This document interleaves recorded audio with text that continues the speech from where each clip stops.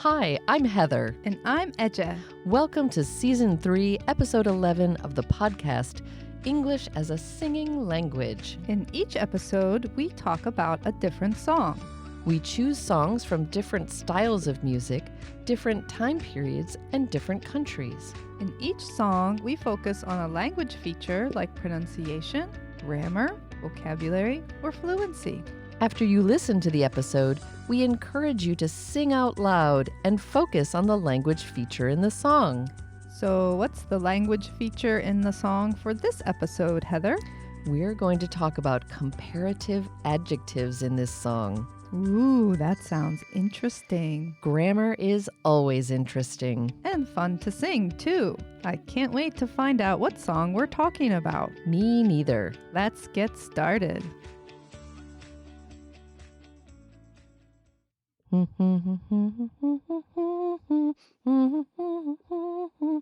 Hi, Eche. Are you getting excited for International Women's Day? I am. March 8th is right around the corner. Are you ready for the annual party? Almost. I have a few more things to prepare. Oh, yeah? Like what? Maybe I can help. Well, I want to invite a larger number of people than last year. That sounds good. It's always nice to have a big group of friends. And I want to have more delicious food and drinks than last year, too. There was a lot of delicious food last year. I know, but things can always be better, right? I suppose you're right. Anything else? You know how important the playlist is. I sure do.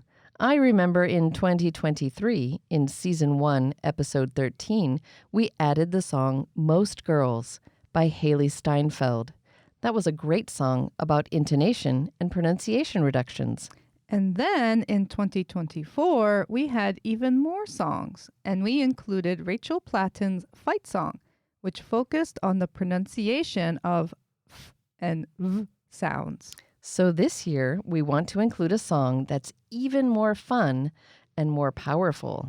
How about the song that you were humming just now? That sounds like a good song. Do you mean Kelly Clarkson's 2011 hit song, Stronger, What Doesn't Kill You? Yes. Kelly Clarkson is a pop singer who became famous when she won American Idol back in 2002 on the first season of the show. Oh, that's an excellent song, and it's perfect for International Women's Day. I think so, too. One of the songwriters, Ali Tamposi, was asked the following question in an interview on the website Songwriter. Quote, "Step outside the song for a moment. How would you describe Stronger as a music fan?" And she responded, quote, "I would describe it as an empowering song. It's the jam on the radio you can dance to, cry to, and sing at the top of your lungs to." And I bet I can guess from the title of the song what the language focus is. Did you guess comparative adjectives? Yes, the title is a comparative adjective. Stronger. Let's pause for a second to explain that. Right. If we have two things and we want to compare them, we need to use a comparative adjective. And in English, what we do is add an ER ending to the adjective. Like in the title of the song, Stronger. I am strong, And I am also strong. but I can lift this heavy box of books and you can't. So you are stronger than I am. This song is about how Kelly Clarkson feels stronger after the end of a relationship. So let's take a look at the lyrics and notice the comparative adjectives. She starts with, "You know the bed feels warmer sleeping here alone." She's comparing the bed sleeping by herself to the way it was before when she was with her partner. And it's actually warmer now that she's alone. Not only that, but she goes on to sing, "You know I dream in color and do the things I want." She really seems much happier now that she is alone. She does. In the next line, she says, "You think you got the best of me." If you get the best of someone, it means that you get an advantage over them. Or something can get the best of you. If I'm feeling sick, I could say, I took medicine and got lots of rest, but I think this cold is getting the best of me. In Kelly Clarkson's case, her former partner maybe thought he defeated her. Maybe. In the next line, she sings, "Think you've had the last laugh." That's an interesting expression. It is. If you get the last laugh, it means that you finally won. People were laughing at you or doubting you, but you get to laugh in the end because you defeated everyone. We could say, nobody believed we could create a podcast, but here we are in season 3. Ha ha ha. We could say we got the last laugh. But actually, everyone we know has always been very supportive of our efforts to record a podcast. We're very lucky, and we're going to invite all those friends to our annual International Women's Day party. I can't wait. In the next lines, she continues to describe what her ex might be thinking.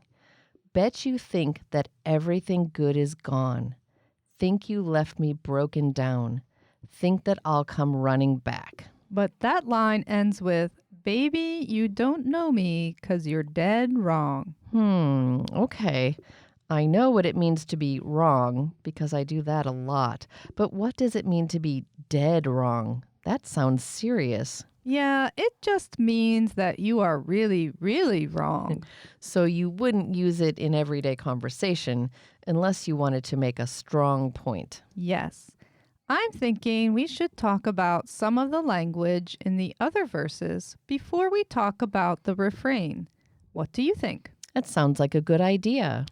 Verse 2 starts out, "You heard that I was starting over with someone new. They told you I was moving on and over you." There are 2 interesting phrasal verbs in that line. Start over. And move on. Listeners, you know how much we like phrasal verbs. Go back and check out Season 2, Episode 1, Shakira's Try Everything. It's a whole song full of phrasal verbs. So start over means go back and start from the very beginning. Like, I wrote this paper and then I discovered I chose the wrong topic. Now I have to go back and start over. Usually people aren't happy when they have to start over. But Kelly Clarkson is probably happy to be starting a new relationship. If you move on, it means that you leave where you are and continue on to someplace else. Here, she's using it figuratively. She's not actually going somewhere. She's just leaving her old relationship and starting a new one. And if you're over something, it means that you don't care about it anymore. Like, I'm so over this winter weather. I'm ready for spring. Heather, I feel like you were saying that back in November. You're right. I'm usually over winter before it even begins. Okay, now let's talk about the refrain. The first line is, "What doesn't kill you makes you stronger." Edja, I feel like I've heard that somewhere before.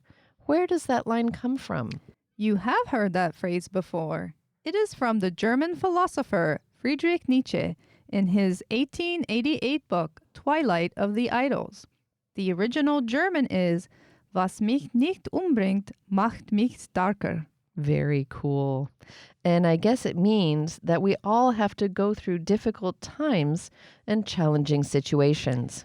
If we don't die in the process, we will come out on the other side stronger and more powerful. Not only is she stronger, but then she sings, "Stand a little taller." She feels prouder, maybe a little bit more confident. So she is standing a little taller. Edja, I noticed that you added ER to proud to make prouder, but you used more with confident. Why is that? If a word is one syllable, like tall, strong, or light, we usually just add ER to the end to make the comparative adjective. Ah, I see. If the word is longer, like difficult, challenging, or confident, then we usually add more to create the comparative. Exactly. The next line is kind of interesting. Doesn't mean I'm lonely when I'm alone. Those two words, lonely and alone, are very similar.